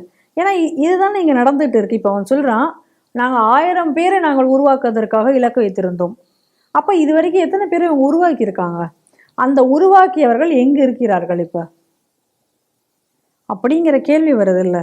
அப்போ இந்த நீங்கள் ஏதோ ஒரு அமைப்பை தடை செய்வதனால மட்டுமே இந்த பிரச்சனைக்கு முடிவு வருதா என்றால் முடிவு வரவில்லை. காரணம் என்ன? அதை தான் நம்ம ஆரம்பத்துலன்னு சொல்லிட்டு இருக்கோம். ஒரு நிகழ்ச்சியிலையும் கூட நம்ம சொல்லிட்டு இருக்கிறது தான் இந்த ரேடிகலைசேஷன் தான் இதுக்கு பிரச்சனையாக இருக்கிறது. இந்த ரேடிகலைசேஷனை நீங்கள் போக்க வேண்டும் என்றால் இன்னைக்கு வந்து அந்த அவர்களுடைய மத புத்தகத்தில் இருக்கக்கூடிய சில விஷயங்கள் இது ரேடிகலைசேஷனை தூண்டுவதாக இருக்கிறது. இது நம்ம சொல்ல, ரிஸ்வியே சொல்லியிருக்கார். அதனால் அதை நீக்கணும் அப்படின்னு ஏற்கனவே அவர் சொன்ன கோரிக்கை தான். அப்போ இந்த ரேடிகலைசேஷனை வந்து நீங்கள் கட்டுப்படுத்தாத வரை இந்த மாதிரி அமைப்புகளை தடை செய்வதனால எந்த பிரயோஜனமும் இருக்க போவதில்லை என்பதை தான் நாம் மீண்டும் மீண்டும் இங்கே சொல்லிட்டு இருக்கோம். இதில் இன்னும் ரொம்ப முக்கியமாக இன்னைக்கு வந்து என்ஐஏ வந்து இவ்வளோ விஷயங்களை வந்து தொடர்ந்து கண்டுபிடித்து வருகின்றன. ஆனால் இப்போ எவ்வளோ கவனமாக இருக்கணும் அப்படின்னு நீங்கள் பாருங்கள். இப்போ 1000 பேரை இலக்கு வச்சுன்னு இவங்க வேலை பார்த்தீங்கன்னா எத்தனை பேரை இப்போ மாற்றினாங்க? எந்தெந்த ஊரில் இவர்கள் மூளை செலவு செய்யப்பட்ட ஆட்கள் இன்னைக்கு சுற்றி தெரிந்து கொண்டிருக்கிறார்கள். அப்போ இங்கே இருக்கக்கூடிய உடற்பயிற்சி கூடங்கள் பயன்படுத்தப்பட்டன அப்படின்னா இன்னைக்கு ஒரு விஷயத்தை நல்லா நோட் பண்ணணும். நீங்கள் தீவிரமாக பார்த்தீங்க அப்படின்னா இன்னைக்கு இந்த மார்ஷியல் ஆர்ட்ஸ், சிலம்பம், கராத்தே இந்த மாதிரியான விஷயங்கள்ல அதிக அளவில் இன்னைக்கு துணுக்கர்கள் இருப்பதை நம்ம பார்க்கலாம். இன்னொன்று இந்த பிஇடி வாத்தியார், உடற்பயிற்சி கொடுக்கக்கூடியவர்கள், அதுலேயும் அவர்கள் அதிக அளவில் நீங்கள் இருக்கிறத நீங்கள் பார்க்கலாம். அப்போ அந்த மாதிரியான பயிற்சி கூடங்களில் இவர்கள் எல்லாம் இருக்கிறார்கள். அப்போ இவர்கள் எல்லாம் உபயோகப்படுத்தப்பட்டார்களா? நமக்கு தெரியாது. ஏன்னா நம்ம ஹெச்யூடியில் பார்க்கும் பொழுது, ஹிஜ்புத் தஹீரில் பார்க்கும்போது மிகப்பெரிய சர்ஜன், ப்ரொஃபஸர், கெமிக்கல் இன்ஜினியர் இவர்கள் எல்லாம் தான் மூளைச்சலவை செய்யப்பட்டு மதமாற்றப்பட்டார்கள். அவங்கெல்லாம் ஐஎஸ்ஐஎஸ்ஐக்காகவோ இல்லை இந்த பயங்கரவாதத்திற்காகவோ வேலை செய்வதற்காக மாற்றப்பட்டார்கள்ங்கிற செய்திகளை நம்ம பார்க்குறோம். அப்போ இவர்கள் இந்த மாதிரி பயன்படுத்தப்பட்டார்களா? தெரியாது. ஏன்னா இவங்க இலக்கு வச்சு வேலை செஞ்சுருக்காங்க. அப்போ அந்த அரபிக் கல்லூரிகள் எல்லாம் பயன்படுத்தினோம் அப்படின்னு அவன் சொல்கிறான். அப்போ இதே கோவை அரபிக் கல்லூரியில் இந்த மாதிரி ஒரு சம்பவம் நடந்ததை விசாரிக்கக்கூடிய சமயத்தில் ஜவாஹிருல்லா அதற்கு எதிர்ப்பு தெரிவித்தார். ஏதோ ஒரு சம்பவம் நடந்துட்டதுனால நீங்கள் காலேஜே நீங்கள் வந்து இது பண்ணுறது சரியில்லை அப்படின்னெல்லாம் அப்போ அவர் பேசினார். அப்போ இவ்வளோ சம்பவங்கள் தொடர்ந்து அரபிக் கல்லூரியை பற்றி வந்து கொண்டிருக்கிறது. அப்போ இவர் இதற்கு என்ன பேச போகிறார்? அப்போ இதற்கு இவர் வந்து உடந்தையாக இருக்கிறாரா இந்த பயங்கரவாத விஷயங்களுக்கு அப்படிங்கக்கூடிய கேள்வி இன்னைக்கு எழுகிறது அல்லவா? ஏன்னா இவருடைய பின்புலமும் அப்படி, நம்ம ஏற்கனவே அதையும் சொல்லியிருக்கோம். இவர் எங்கிருந்து வந்தார், சிமியிலிருந்து வந்தார், அதுக்கப்புறம் என்னென்ன அமைப்புகள் தொடங்கப்பட்டன, எந்தெந்த அமைப்புகளோடு இவருக்கு எப்படிப்பட்ட தொடர்புகள் இருந்தன, இன்னும் சொல்ல போனா பிரின்ஸ்டன் கல்லூரி. அப்ப அந்த பிரின்ஸ்டன் காலேஜ், இந்த பிரின்ஸ்டன் காலேஜை உருவாக காரணமாக இருந்தவர் பிலால் பிலிப்ஸ். இந்த பிலால் பிலிப்ஸ்ங்கிறது மிகப்பெரிய ஒரு பயங்கரவாதி. இந்த பிலால் பிலிப்ஸை பல நாடுகள் அவர்கள் நாட்டுக்குள்ள வரக்கூடாதுன்னு சொல்லி தடை செய்திருக்கிறார்கள். அப்ப அவனுடைய மூளையில் உதித்து உருவான ஒரு விஷயம்தான் பிரின்ஸ்டன் காலேஜ். அப்ப அந்த பிரின்ஸ்டன் காலேஜில் ஜவாஹிருல்லா ப்ரொஃபஸராக இருந்திருக்கிறார். அப்ப எல்லா நெட்வொர்க்கும் நீங்க அப்படியே வச்சு பாருங்க, எந்த அளவுக்கு தமிழகத்துல இந்த விஷயங்கள் புறையோடி போயிருக்கின்றன. அப்ப ஏதோ ஒரு 1000 பேரை, ஏதோ ஒரு இப்ப நீங்க ஒரு 10-2 பேரை இப்ப நீங்க கைது பண்ணிருக்கீங்க. ஆனா இதற்கான நெட்வொர்க்குகளை கண்டுபிடிக்காதவரை இதை நீங்கள் வேரோடு இதை நீங்க அழிக்க முடியாது. இந்த பயங்கரவாதத்தை எத்தனை இடங்களில் இப்ப இவர்கள் பரவி இருக்கிறார்கள். ஏன்னா ஏற்கனவே ISIS மேகசின் சொல்லக்கூடிய விஷயம் நமக்கு என்ன, வாய்ஸ் ஆஃப் கொரசான் சொல்லக்கூடிய விஷயம் என்ன, கோவில்கள், இந்து கோவில்களை குறிவைத்து இந்த மாதிரி பல லோன் அட்டாக் அதிலே நான் பண்ணணும், இதெல்லாம் அந்த இதில் சொல்லப்பட்டிருக்கிறது. அதை அப்படியே மேட்ச் பண்ணி தான் இன்னைக்கு நம்ம கோட்டை ஈஸ்வரன் கோவில், அதாவது கோயம்புத்தூர்ல நடக்க இருந்த அந்த சம்பவம், அவங்களே சொல்றாங்க அது தோல்வியில முடிஞ்சது அப்படின்னு சொல்லியிருக்கான். அப்ப எந்தெந்த பயிற்சி கூடங்கள் இதுல இவர்களுக்கு சாதகமாக ஈடுபட்டன, அப்ப அதையெல்லாம் கண்டறிந்து எந்தெந்த ஆசிரியர்கள் இதற்காக உதவி செய்தார்கள் அவர்களும் கண்காணிக்கப்பட வேண்டும். அவர்கள் மீதும் நடவடிக்கை எடுக்கப்பட வேண்டும். அந்த பயிற்சி கூடங்கள் மீது நடவடிக்கை எடுக்கப்பட வேண்டும். அதே போல தொடர்ந்து அரபிக் கல்லூரிகளை பற்றிய செய்திகள் இது மாதிரி வர்றதுனால அரபிக் கல்லூரிகள் அனைத்தும் தீவிரமாக கண்காணிக்கப்பட வேண்டும். அது மட்டுமல்லாம எந்தெந்த அரபிக் கல்லூரிகள் இதற்காக ஈடுபட்டன, இந்த விஷயங்கள்ல இவங்களோட என்னது லிங்க் இருந்ததுன்னு பார்த்து அவர்கள் அனைவரும் கைது செய்யப்பட்டு விசாரிக்கப்பட வேண்டும், நடவடிக்கை எடுக்கப்பட வேண்டும். ஆனா இன்றைய தமிழக அரசு இதையெல்லாம் செய்யுமா தெரியாது. ஆனா NIA தொடர்ந்து தமிழகத்துல நடந்து வரக்கூடிய பயங்கரவாத செயல்களில் ஈடுபடக்கூடியவர்களை தொடர்ந்து தீவிரமாக கண்காணித்து பிடித்து வருவது நமக்கு ஒரு ஆரோக்கியமான விஷயமாக நாம் பார்த்து கொண்டிருக்கிறோம். ஆனால் இன்னும் கூட இந்த நடவடிக்கை பத்தாது, இன்னும் தீவிரமாக வேண்டும் என்பதுதான் நம்மளுடைய கோரிக்கையாக இருக்கிறது. நம்மளுடைய கோரிக்கைகளை ஏற்று மத்திய அரசும் கொஞ்சம் கொஞ்சமாக செயல்பட்டு கொண்டு வருவதை பார்க்கும் பொழுது நமக்கு கொஞ்சம் ஒரு எதிர்பார்ப்பு என்னவென்றால் இந்த பயங்கரவாதம் ஒழித்து விடுவார்கள் அப்படிங்கக்கூடிய ஒரு நம்பிக்கை, இந்த பயங்கரவாதத்து மேல ஒரு நடவடிக்கை என்பது கண்டிப்பாக இருக்கும், நிச்சயம் இருக்கும் என்ற கூடிய ஒரு நம்பிக்கை நமக்கு வருகிறது. அதே நேரத்தில் எப்படி பேஸ் மூவ்மெண்ட்டை ஆரம்பத்தில் ரொம்ப தீவிரமாக கண்காணித்து பண்ணாங்க, ஆனால் அதனுடைய முழு நெட்வொர்க்கையும் கண்டுபிடித்தார்களா என்பது கேள்விக்குறிதான். அதுபோல இதுலேயும் விட்டுவிடக்கூடாது. முழுமையாக அதனுடைய கடைசி நபர் வரை கண்டுபிடித்து இந்த பயங்கரவாதத்தை வேரோடும் மண்ணோடும் அழிப்பதற்கு ஆவண NIA செய்ய வேண்டும் என்பதை இந்த செய்தியின் வாயிலாக கேட்டுக்கொள்கிறேன். உத்தரப்பிரதேச மாநிலம் பிரயாக்ல வரும் ஜனவரி 13ஆம் தேதி கும்பமேளா நடைபெறுகிறது. வழக்கமாக நடக்கிற கும்பமேளா காட்டில் இந்த கும்பமேளாவுக்கு ஒரு சிறப்பு மணிமகுடம் சொல்லலாம். என்னன்னு பார்த்தீங்கன்னா ஜனவரி 24ஆம் தேதி திரிவேணி சங்கமத்தில் 4 சங்கராச்சாரியர்களும் 13 அகோர அமைப்புகளும் கலந்து கொண்டு சனாதன வாரியம் ஒன்று அமைக்கப்பட வேண்டும், இந்துக்களுக்கு என்று சனாதன வாரியம் ஒன்று அமைக்கணும் அப்படின்னு மத்திய அரசு வலியுறுத்த போவதாகவும் அது குறித்து தீர்மானங்கள் ஏற்றப்படுவதாகவும் சொல்லியிருக்காங்க. அப்படி ஒரு செய்தி வந்திருக்கு. அதோட மேற்கொண்டு என்ன சொல்றாங்கன்னா, இந்துக்கள் சொத்துக்களை இந்து கோயிலின் சொத்துக்களை இந்துக்களே பராமரிக்கப்பட வேண்டும், கோயிலை விட்டு அரசாங்கம் வெளியேற வேண்டும், என்னென்ன சொத்துக்கள் என்ன இருக்கின்ற அதை பற்றி பராமரிப்பதும் முழுக்க முழுக்க இந்த சனாதன வாரியம் தான் பண்ணணும் அப்படின்னு சொல்லிட்டு தீர்மானம் ஏற்றப்படுவதாக ஒரு செய்தி வந்திருக்கு. இந்த செய்தி நீங்க எப்படி பாக்குறீங்க? ஒரு வரவேற்கக்கூடிய ஒரு செய்தி. வேத விஞ்ஞான ஆராய்ச்சி மையம் 20 ஆண்டுகளாக என்ன கோரிக்கையை இதுவரை வைத்திருந்ததோ, எதை சொல்லிக்கொண்டே இருந்தமோ அதை இன்று ஆச்சாரிய சபா நிறைவேற்றுவதாக இன்னைக்கு சொல்லியிருக்காங்க. ஆச்சாரியர்கள் இன்று அந்த கோரிக்கையை வைக்க போவதாக சொல்லியிருக்கிறார்கள். இது ரொம்ப நமக்கு அதாவது நம்ம இவ்வளோ நாள் நம்ம ஒரு வேலைகளை நம்ம செய்யும் பொழுது இன்னைக்கு இந்த மாதிரி ஒரு செய்தி வரும் பொழுது நமக்கு அது சந்தோஷத்தையும் கூட நம்ம இன்னும் இந்த வேலையை தீவிரப்படுத்தி நம்ம செய்ய வேண்டும் அப்படிங்கக்கூடிய ஒரு உத்வேகத்தை அளிக்கக்கூடிய ஒரு செய்தியாக இது நான் பார்க்கிறேன். காரணம் என்ன அப்படின்னு சொன்னா, இன்னைக்கு மைனாரிட்டி கமிஷன் அப்படின்னு சொல்லி ஒன்று வச்சுக்கிட்டு எதை வேணாலும் அவர்கள் சாதித்து கொள்ள முடியும் அப்படிங்கக்கூடிய ஒரு சூழ்நிலையில இன்னைக்கு பெரும்பான்மையாக இருக்கக்கூடிய மக்களின் குரலை கேட்பதற்கும் ஆள் கிடையாது. அந்த குரல் எங்கு கொண்டு ஒலிக்க வேண்டும் என்பதும் யாருக்கும் தெரியாது. அப்படித்தான் இருக்கு. இப்போ பாருங்க, ஒரு உதாரணத்துக்கு ஒன்று நான் சொல்றேன். சட்டத்திற்கு புறம்பாக ஒரு சர்ச் கட்டப்படுகிறது. அதன் மேல நடவடிக்கை எடுத்ததற்காக மைனாரிட்டி கமிஷன் அந்த காவல்துறை அவருக்கு ஃபைன் போடுகிறார்கள். அந்த போலீஸாருக்கு செய்தது பீட்டர் அல்போன்ஸ், அப்போ மைனாரிட்டி கமிஷனுடைய தலைவராக இருந்தார். ஒரு சட்டவிரோத செயலுக்கு எப்படி அங்கீகாரம் கிடைக்குதுன்னு பாருங்க. ஏன்னா மைனாரிட்டி கமிஷனுக்கு வந்து ஒரு கான்ஸ்டிடியூஷனல் பவர் இருக்கு. அதை வைத்துக்கொண்டு என்ன வேணா, அப்போ அந்த ஒரு விஷயத்தை வைத்துக்கொண்டு சட்டத்திற்கு புறம்பான விஷயங்கள்ல இவங்க வந்து அதில் கோரிக்கை வச்சு அதற்கான வேலைகளை இவர்கள் செய்து கொண்டு போகுதுங்கிறது ஒரு வாடிக்கை இருக்கு. அதற்கு இங்க இருக்கக்கூடிய அரசியல் கட்சிகள் அனைத்தும் ஆதரவு தெரிவிக்கின்றார்கள். அது வந்து எந்த கட்சியும் இதுக்கு விதிவிலக்கு இல்லை. ஏன்னா அவர்களை பொறுத்த வரைக்கும் அது வந்து ஒரு ஓட்டு வங்கி, அப்படிதான் அதை பார்க்கிறார்கள். ஏன் இன்னைக்கு பிஜேபியில எடுத்துட்டா கூட ஒரு மைனாரிட்டி செல் அப்படின்னு ஒன்று இருக்கு.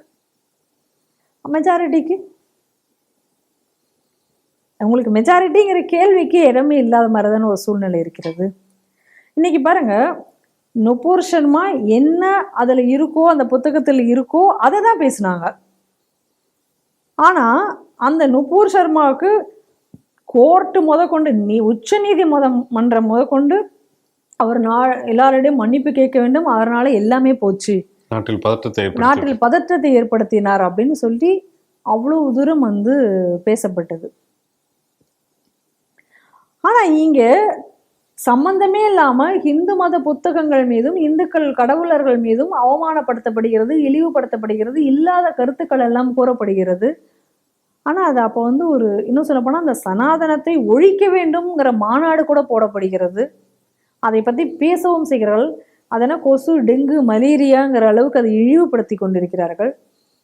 ஆனா கோர்ட் வந்து ஒன்றும் சொல்றது தப்பு தான் அப்படின்னு சொல்லிட்டு பேசாம அமைதியாக வேடிக்கை பார்க்கிறது.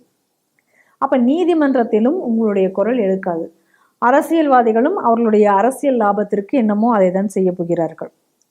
அப்போ உங்களுக்கு வந்து இந்த இந்துக்கள் எங்க போய் அவர்களுடைய நியாயங்களை சொல்ல முடியும்? எங்கு சென்று அவர்கள் பேச போகிறார்கள்? சரி, இடஒதுக்கீடு விஷயத்தை கூட நீங்க எடுத்துக்கோங்க. இன்னைக்கு என்னெல்லாம் கோரிக்கை வைக்கப்படுகிறது? மதம் மாறிய கிறிஸ்தவர்களுக்கும் இன்னைக்கு இடஒதுக்கீடு, அவர்களுக்கும் அந்த சலுகை வேண்டும் என்று கேட்கிறோம். மதம் மாறிய முஸ்லிம்களுக்கும் அந்த சலுகை வேண்டும் என்ற கோரிக்கை. அதற்கு நாங்கள் செய்து தர தயார் என்று அரசியல்வாதிகள் பேச்சு. அப்ப உங்களுக்கு அந்த சாதாரணமான ஒரு சலுகை கொடுப்பதில் கூட உங்களுக்கு வந்து உங்களுடைய சலுகையை கூட இன்னைக்கு தட்டி படிக்கப்படுகிறது. அப்ப அந்த பிற்படுத்தப்பட்ட சமுதாயத்திற்கு அவன் ஹிந்துவாக இருந்தால் அவனுக்கு வந்து ஒரு இடஒதுக்கீடு கூட அவனுக்கு கிடைக்காது அப்படிங்கக்கூடிய ஒரு சூழ்நிலை.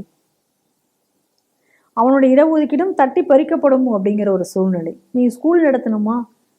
ஹிந்துவா இருந்து ஒருத்தன் ஸ்கூல் நடத்தினா அவனுக்கு எத்தனை சட்டங்கள். அதே அவன் மைனாரிட்டியா இருந்தா இன்னும் சொல்ல போனா ரைட் டு எஜுகேஷன்ல இருந்து கூட ஒரு மைனாரிட்டிக்கு விலக்கு கிடைக்கும். ஆனா ஹிந்துவா இருந்தா அது எல்லாமே, ஒரு டீச்சர் அப்பாயின்ட் பண்றதா இருந்தா கூட கவர்மெண்ட் கிட்ட சொல்லி வாங்கணும். ஆனா இங்க என்ன வேணா பண்ணலாம். இங்க ஒரு சிலபஸ்ல ஒரு விஷயம் சேர்த்தணும்னா சொல்லணும். ஆனா இங்க என்ன வேணா பண்ணலாம். எப்படிப்பட்ட ஒரு நிலை பாருங்க. உங்க கோவிலுடைய சொத்துக்கள் அனைத்தும் கொள்ளையடிக்கப்படும். அது உங்க கண்ணு முன்னாடியே கொள்ளையடிச்சிட்டு இருப்பாங்க. ஆனா அதை கேட்பதற்கு இங்க ஆள் கிடையாது. ஆனா அதே நேரத்துல சர்ச்சினுடைய சொத்துக்கள்ல ஊழல் நடைபெறும். அந்த ஊழல்னால வெட்டிட்டு இருப்பாங்க. அதனால பல வன்முறை சம்பவங்கள் கூட நடந்துட்டு இருக்கும். ஆனா அரசாங்கம் தட்டி கேட்காது, அரசாங்கம் அது உள்ள போகாது. இன்னொரு பக்கம் வக்ஃப் வாரியத்திலிருந்து எல்லா சொத்துக்களும் எங்களுடைய சொத்துக்கள் தான் துலுக்கம் ஒரு பக்கம் கிளைம் பண்ணுவான். ஒரு ஊரையே எங்களோட சொத்து, கோவிலே எங்களோட சொத்துல தான் இருக்குன்னு கிளைம் பண்ணுவான்.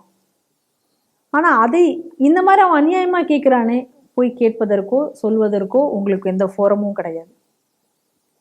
அப்போ இன்னைக்கு நான் துன்புறுத்தப்படுகிறேன், என்னுடைய அடையாளங்கள் அழிக்கப்படுகின்றன அப்படின்னு நான் போய் சொல்வதற்கோ புலம்புவதற்கோ அழுவதற்கான இடமும் எனக்கு கிடையாது இன்னைக்கு. ஆனால் இங்கே ஒரு மைனாரிட்டி கமிஷன் இருக்கும். அந்த மைனாரிட்டி கமிஷன் சார்பாக எல்லாத்தையும் சட்டத்திற்கு புறம்பாக செய்வார்கள். இதன் அடிப்படையில் தான் நம்ம ரொம்ப நாளாக ஒரு கமிஷன், பெரும்பான்மையான மக்கள், பெரும்பான்மையான அந்த ஹிந்துக்களுக்கும் ஒரு தனி வாரியம் வேண்டும், அவர்களுக்கென்று ஒரு தனி கமிஷன் வேண்டும், அவர்களுக்கு பாதுகாக்க அவர்களுடைய உடைமைகளை, அவர்களுடைய ஐடென்டிட்டியை, அவர்களுடைய கோவில்களை, அவர்களுடைய விஷயங்களை பாதுகாக்க வேண்டும் அப்படின்னு நம்ம ரொம்ப நாளாக அந்த கோரிக்கையை வைத்து கொண்டிருந்தோம். அந்த கோரிக்கையை இன்னைக்கு ஆச்சாரியார்கள் அனைவரும் சேர்ந்து அதை தீர்மானமாக ஏற்றுவோம் அப்படின்னு சொல்லியிருக்கிறது உண்மையிலேயே ஒரு மாற்றத்திற்கான அறிகுறியாக நாம் இங்கே பார்க்க வேண்டியிருக்கிறது. நாடு விடுதலை அடைந்து 77 ஆண்டுகள் ஆனதுக்கு பிறகும் கூட இந்துக்களுக்கு ஒரு நீதி கிடைக்காமல் இந்துக்கள் ஒரு அனாதை போலதான் இந்த நாட்டில் இவ்வளவு நாட்கள் இருந்து வருகிறார்கள். ஒரே ஒரு விஷயம் நல்லா பாருங்க, மதத்தினுடைய அடிப்படையில் இந்த நாடு 2ஆக துண்டாடப்பட்டது. அப்போ பாகிஸ்தான், இந்தியா என்ற 2 நாடு உருவான பொழுது உனக்கென்று தான் ஒரு நாடு உருவாக்கி கொடுத்தாச்சே, நீயே இங்க இருக்கணும், நீ அங்கே சென்று விடு, இது இந்துக்களுக்கு தானே சொந்தம், இதில் எப்படி நீ சொந்தம் கொண்டாட முடியும் அப்படின்னு சொல்லி இங்கே கேட்பதற்கு நாதி இல்லை. அப்படி பார்க்கும் பொழுது இந்த நாட்டில் எப்படி நிலைமை ஆகி இருக்கிறது அப்படின்னு சொன்னா, நான் ஹிந்து அப்படின்னு சொல்லி என்னை நான் பெருமையாக சொல்லிக் கொள்வதற்கு அச்சப்படக்கூடிய ஒரு சூழ்நிலை இந்த நாட்டில் பல இடங்கள்ல இருக்கிறதா இல்லையா?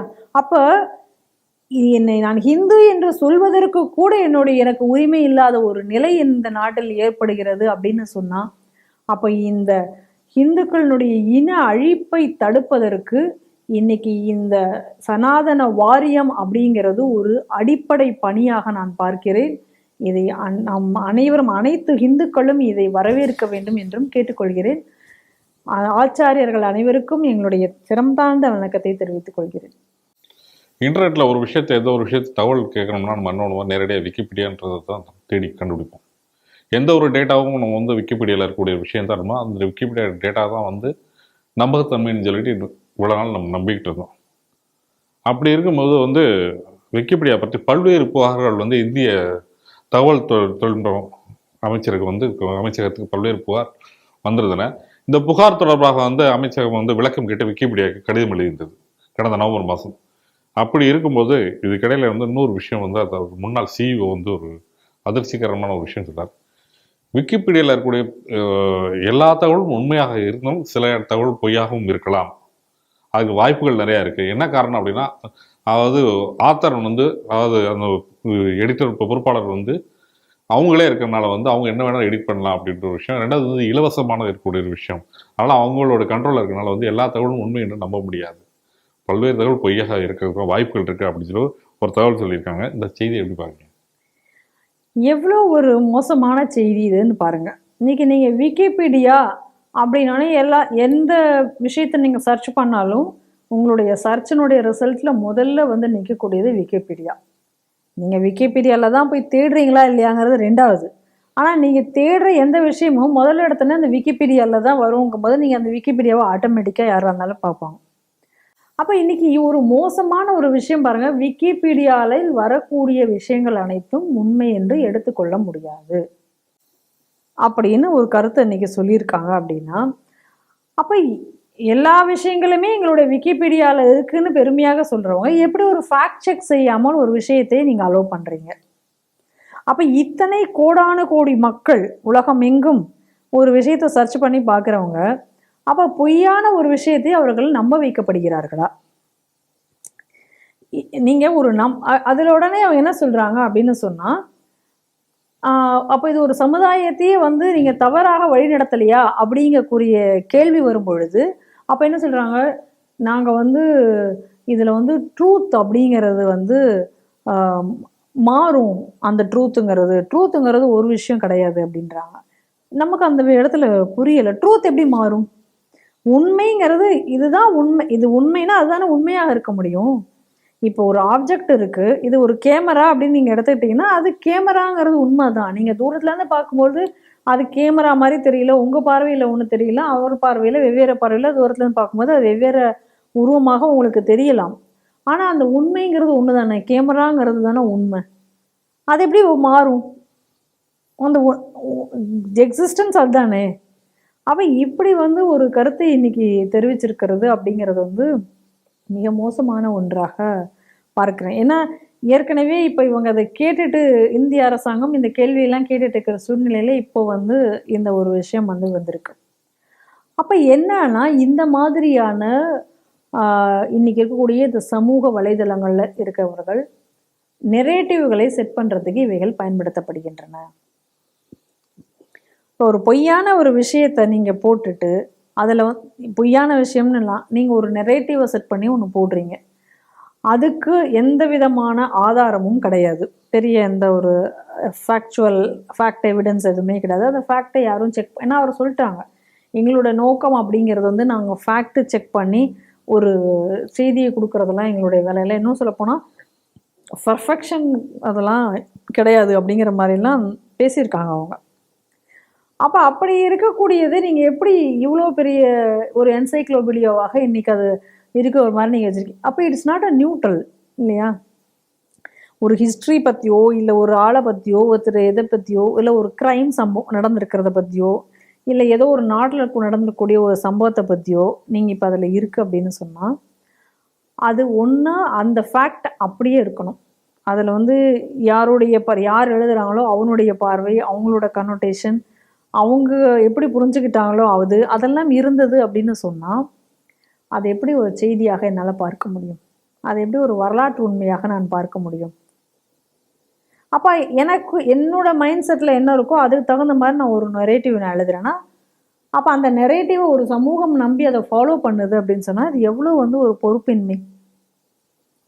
அப்போ இது விக்கிபீடியாவினுடைய ஒரு நீங்கள் சொல்லியிருக்கக்கூடிய அந்த ஸ்டேட்மெண்ட் அப்படிங்கிறது ஒரு அரகன்ஸை தான் காமிக்கிறது, ஒரு பொறுப்பின்மையை தான் காமிப்பதாக நான் பார்க்கிறேன். இதில் இன்னொரு முக்கியமான விஷயம், சரி அப்போ இந்த மாதிரியான ஒரு நெரேட்டிவை நீங்கள் இன்னைக்கு படிச்சுட்டு அதுதான் உண்மை என்று நான் நம்பி அந்த நெரேட்டிவ் வந்து என்னுடைய மனசில் என்னெல்லாம் ஏற்படுத்தும்?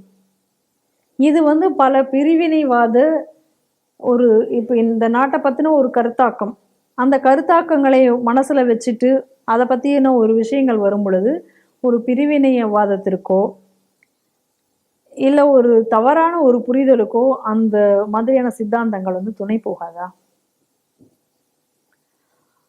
இந்த கேள்விகளை ஏன் யாரும் இன்னும் கேட்கல அப்படின்னு புரியல. இப்போ இதுக்கெல்லாம் என்ன பேர் வச்சிருக்காங்கன்னா டீப் ஸ்டேட் அப்படின்னு ஒரு பேர் வேறு வச்சிருக்காங்க.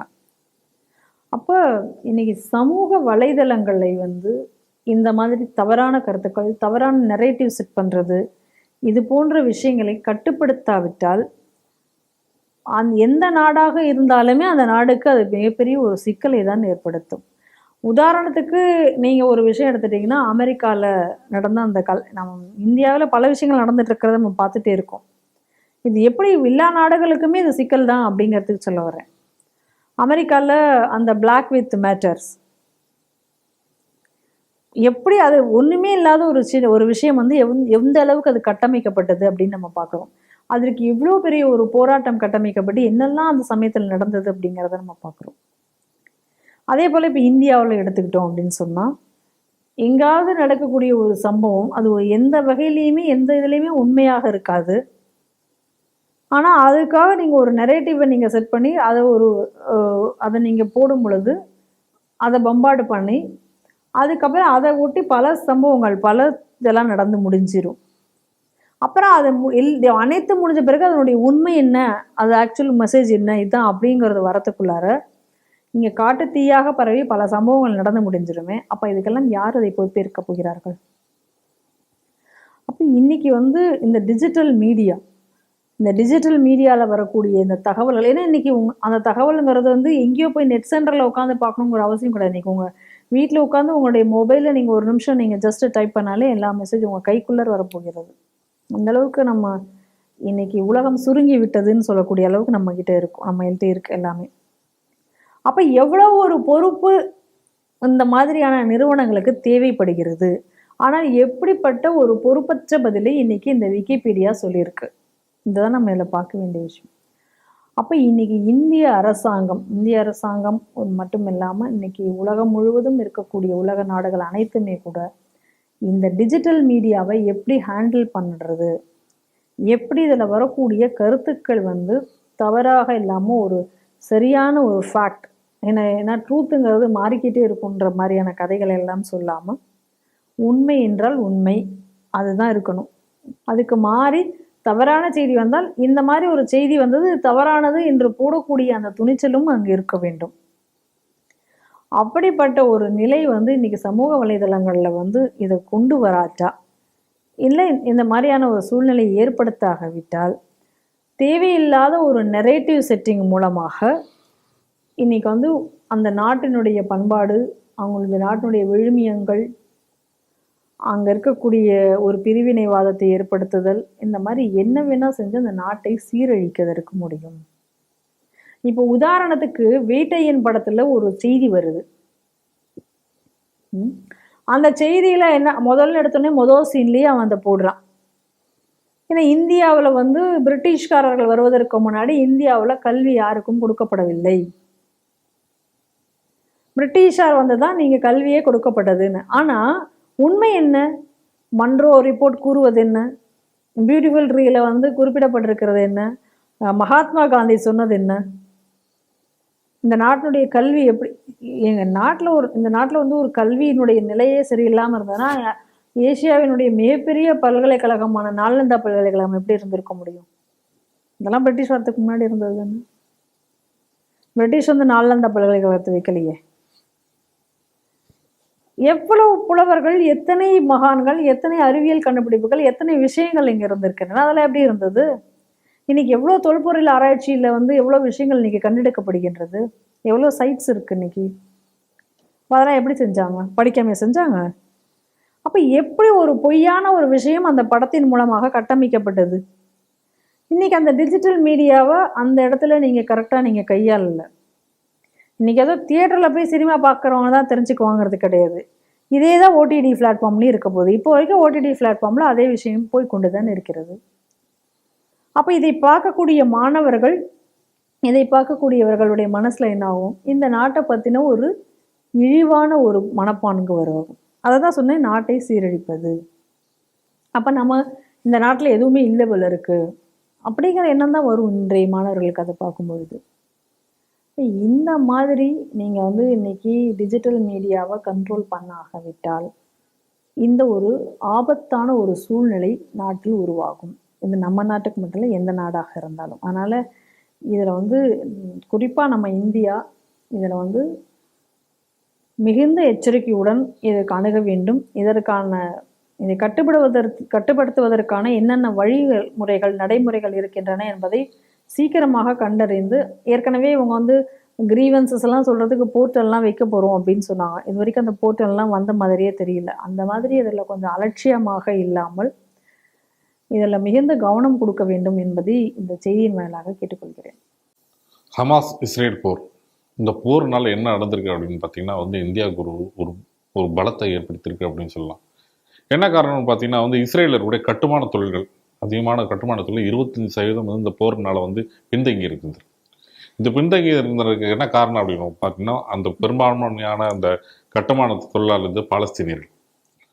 ஆனால் சமீபத்தில் இந்த போர் நடந்தனால என்ன பண்ணியிருக்காங்க, பாலஸ்தீனியர்கள் உள்ளே விடக்கூடாது அப்படின்னு சொல்லிட்டு இஸ்ரேல் தீர்மானமாக இருந்தனால பாலஸ்தீனிய தொழிலாளர்கள் எல்லாம் வெளியேற்றப்பட்டுள்ளார்கள். அந்த இடத்துல இந்த நிரப்புவதற்காக யாரை சூஸ் பண்ணியிருக்காங்கன்னா இந்தியாவை சேர்ந்த கட்டுமான தொழிலாளர் தான் சூஸ் பண்ணியிருக்காங்க.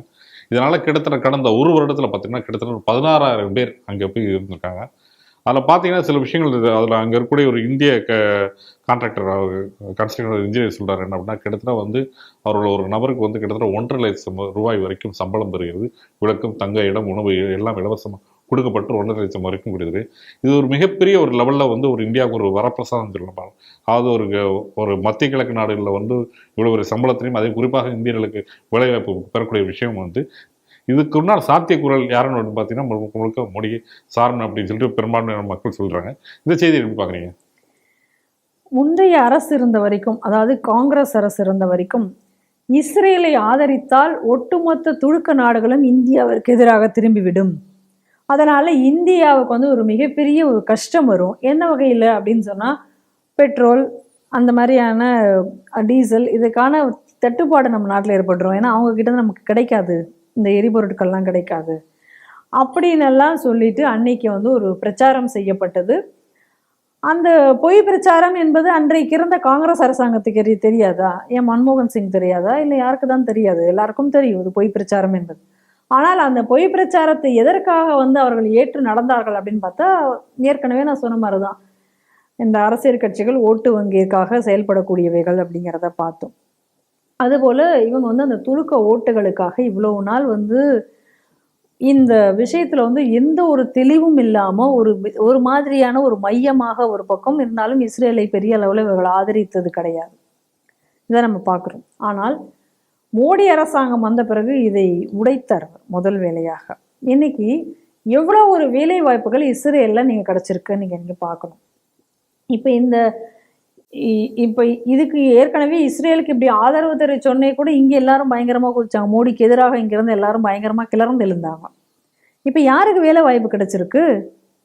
இத்தனையும் சொல்லப்போனால் எங்கும் கிடைக்காத அளவுக்கு அதிக சம்பளத்தில் உங்களுக்கு அங்கே வேலை வாய்ப்பு கிடைக்குது. அப்படிங்கும் பொழுது அது எவ்வளோ மிகப்பெரிய ஒரு இங்கே இருக்கிற ஒரு ஆட்களுக்கு ஒரு வரப்பிரசாதமாக இருக்கும் அப்படின்னு பாருங்க. நம்ம இந்தியர்களை பொறுத்த வரைக்கும் இங்கிருந்து எங்கே நம்ம போனாலும் கூட, எந்த வெளிநாடுகளுக்கு போனாலும் கூட, அதாவது இயற்கையிலே இந்தியர்களுக்கு ஒரு ஆந்திரபிரனர்ஷிப் அப்படிங்கிறது இயற்கையாக உள்ளது.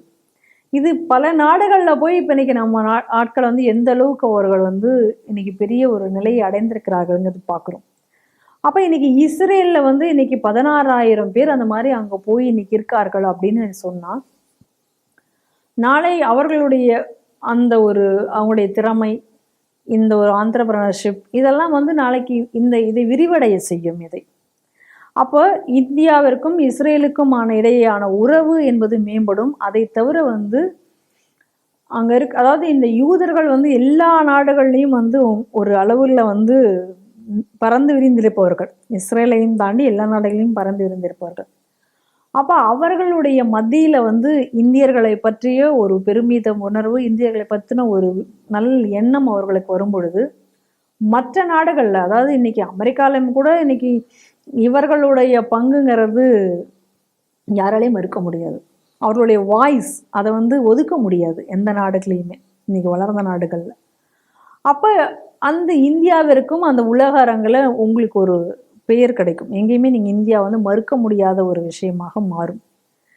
இன்னொன்று நீங்கள் பார்த்தீங்க அப்படின்னு சொன்னால், ஏற்கனவே உக்ரைன் ரஷ்யாவுக்கு இடையில போர் வந்தபோது கூட பிரதமர் மோடியால் உக்ரைனிடமும் பேச முடிந்தது, ரஷ்யாவிடமும் பேச முடிந்தது. அங்கிருந்து இந்தியர்களை உங்களால் வந்து முழுமையாக காப்பாற்றி இங்கே கொண்டு வர முடிஞ்சது. அப்போ இஸ்ரேலில் வேலைக்கு போகிறதுக்கு இன்னைக்கு பயப்பட வேண்டிய ஒரு நிலையில் இந்தியர்கள் இல்லை. ஏன்னா இன்னைக்கு இருக்கிறது மோடி அரசாங்கம். இஸ்ரேல் ஏதாவது பிரச்சனைனாலும் நம்மை காப்பாற்றக்கூடிய திறன் இந்த அரசாங்கத்திற்கு இருக்கிறது என்கக்கூடிய ஒரு நம்பிக்கை. அந்த நம்பிக்கையில் தான் இவ்வளோ பேர் அங்கே வேலைக்கும் இன்னைக்கு போயிருக்கிறார்கள். அதையும் ஒரு இதாக நம்ம பார்க்கணும். பாலஸ்தீனியர்கள் அங்கே இருக்கக்கூடிய லோக்கலில் இருக்கக்கூடிய இஸ்ரேல் மக்களுக்கு எதிராக செயல்படுகிறார்கள் அப்படிங்கிறதுனால இந்த பாலஸ்தீனியர்களை எல்லாத்தையும் வெளியில் தள்ளிட்டு இன்னைக்கு வந்து இந்தியர்களை இங்கே அதற்கு மாற்றாக இந்தியர்களை இன்னைக்கு அவர்கள் வந்து எடுத்து வருகிறார்கள். ஸோ இப்போ அதன் காரணம் என்ன அப்படின்னு சொன்னால், நம்மளுடைய இந்த வெளியுறவு கொள்கையினுடைய ஒரு மாற்றங்களினால்தான் இப்படி ஒரு மாற்றங்கள் எல்லாம் நிகழ தொடங்கியிருக்கின்றன. இன்னொரு விதத்தில் நமக்கு இது என்ன லாபம் அப்படின்னு நம்ம பார்க்குறோம் அப்படின்னா, இன்னைக்கு பாருங்க, காங்கிரஸ் அரசாங்கம் இருக்கும் வரைக்கும் துலுக்க நாடுகள் வந்து கோவப்படுவார்கள், இஸ்ரேலிடம் உறவு வைத்து கொண்டால்னு பயந்துட்டு இருந்தாங்க. அன்னைக்கு அவர்களும் வந்து அடிப்படைவாத பயங்கரவாதத்தை ஆதரித்து வந்த நாடுகளாக இருந்தன. ஆனால் இன்னைக்கு சவுதி அரேபியா இந்த பயங்கரவாதத்தை அவர்களே எதிர்க்க ஆரம்பிச்சிட்டாங்க. பார்க்குறோம் இன்னைக்கு. ஏன்னா சவுதியிலேயே இன்னைக்கு வந்து இந்த பயங்கரவாதி இருந்தாலும் நீ வெளில துரத்துறேன் அப்படிங்கிற லெவலுக்கு போயிட்டு இருக்காங்க. அவனே அதை எதிர்க்கிறான். இப்போ அப்போ இன்னைக்கு நம்ம வந்து இஸ்ரேலை ஆதரிக்கக்கூடிய காலத்தில் எந்த நாடுகள் பயங்கரவாதத்திற்கு ஆதரவாக செயல்பட்டு இருந்தனோ அந்த நாடுகளே இன்னைக்கு பயங்கரவாதத்தை எதிர்க்கக்கூடிய ஒரு நிலைக்கும் மாற்றப்பட்டிருக்கிறது. அதையும் நம்ம இங்கே பார்க்கணும். இன்னொன்று, இந்த இஸ்ரேலுக்கும் இந்தியாவுக்கும் இடையிலான உறவு மேம்படுத்தோடு இன்னும் பல நன்மைகள் நம்ம நாட்டுக்கு ஏற்படும். என்ன அப்படின்னா, இஸ்ரேலை பொறுத்த வரைக்கும் நீங்கள் எடுத்துக்கிட்டீங்க அப்படின்னு சொன்னால், டிஃபென்ஸ் செக்டராக இருக்கலாம், இல்லை அக்ரிகல்ச்சரல், அடுத்து ரினியூவபிள் எனர்ஜி சோர்சஸ் அந்த டெக்னாலஜிகளாக இருக்கலாம். இந்த மாதிரி பல்வேறு துறைகளில் பல அந்த டெக்னாலஜிலாம் வந்து லேட்டஸ்ட்டாக நிறைய விஷயங்களை கண்டுபிடிச்சு ரொம்ப அப்டேட்டாக இருக்கக்கூடிய ஒரு நாடு அப்படின்னு சொன்னால் இஸ்ரேல். பல கண்டுபிடிப்புகளை அவர்கள் நிகழ்த்தி இருக்கிறத நம்ம பார்க்குறோம். அப்போ அந்த அறிவியல் தொழில்நுட்பம் அனைத்தும் நம்ம நாட்டிற்கும் இதன் மூலமாக டிரான்ஸ்ஃபர்மேஷன் கிடைப்பதற்கு ஒரு மிகப்பெரிய உதவியாக இருக்கும் அப்படிங்கிறதையும் நம்ம இதில் பார்க்குறோம். அதனால் இன்னைக்கு இந்த ஒரு செய்தி அப்படிங்கிறது ரொம்ப நம்ம நாட்டிற்கு ஒரு நல்ல ஒரு செய்தியாக நான் பார்க்குறேன். இது அனைத்துமே இன்னைக்கு நடந்தது அப்படின்னு சொல்லி பார்த்தோம்னா அதற்கு நிச்சயமாக மோடி அரசாங்கம் தான் ஒரு காரணம். ஏன்னா எந்த நாட்டினுடைய அதிபராக இருந்தாலும் யாரா பிரதமராக இருந்தாலும் அவர்களிடம் போய் பேச முடியும், அவர்களை கன்வின்ஸ் பண்ண முடியும் அப்படிங்கக்கூடிய ஒரு சூழ்நிலை அப்படிங்கிறது இன்னைக்கு உருவாயிட்டு இருக்கு. இப்போ பாருங்க, யூரோப்பு இன்னைக்கு என்ன நிலைக்கு போய்கிட்டு இருக்கு அப்படின்னு பார்க்குறோம். இமிகிரேஷன் பாலிசி, அவங்களோட இமிகிரேஷன் பாலிசி, இதனுடைய விளைவாக எல்லாரையும் ஊடுருவல், எல்லாரையும் உள்ளே விட்டாங்க. இன்னைக்கு உள்ளே விட்டதனுடைய விளைவை வந்து இன்னைக்கு அந்த நாடுகள் வந்து ஐரோப்பிய நாடுகள் அனுபவிச்சுட்டு இருக்கிறத நம்ம பார்த்துட்டு இருக்கோம். அப்போ இது எல்லாத்திற்கும் மாற்று என்ன அப்படிங்கிறது வரும்பொழுது, இது அனைத்துக்கும் மாற்று வந்து ஒரு இந்திய நாடாக இருக்கும். இதற்கான சொல்யூஷன் எங்கே கிடைக்கும், அது இந்திய நாட்டில் கிடைக்கும் அப்படிங்கக்கூடிய ஒரு நம்பிக்கை அனைவருக்கும் துளிர்விட ஆரம்பித்திருக்கிறது. அதனால் இது ஒரு வரவேற்கத்தக்க செய்தியாக நான் பார்க்கிறேன். நன்றி மேடம். நன்றி. இத்துடன் செய்திகள் சிந்தனை நிகழ்ச்சி நிறைவடைவது. மீண்டும் அடுத்த ஒரு நிகழ்ச்சி சந்திப்போம். நன்றி, வணக்கம், ஜெய்ஹிந்த். ஜெய்ஹிந்த்.